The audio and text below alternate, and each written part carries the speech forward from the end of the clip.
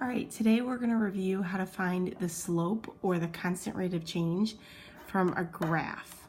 So this is a method that you can use anytime you're posed with a graph and you're asked to find that constant rate of change.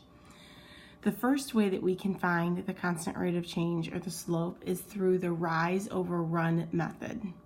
Okay, in order to use this method, our first step is going to be to identify two clear points on the graph.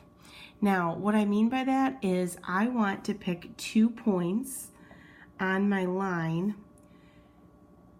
that also hover over the grid intersection points of my graph. So if we look here, you know, we've got our grid lines all over the graph, and this first point that I selected is right in the center of a grid point.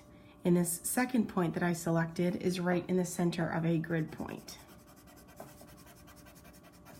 Okay, so now what we're going to do is we're going to figure out if we were to move from the left point to the right point, how many spaces would I need to rise?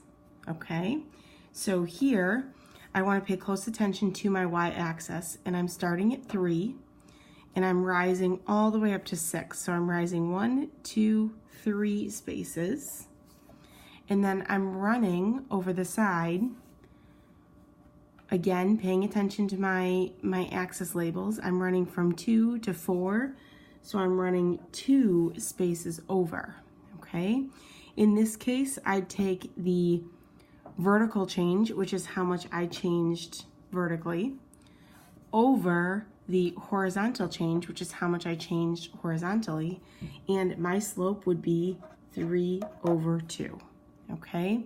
Now with slope, you can actually, it's perfectly fine to leave this as an improper fraction, and it's actually when you're using story problems that have a meaning to them, it's easier to leave it as an improper fraction, so that's what we recommend.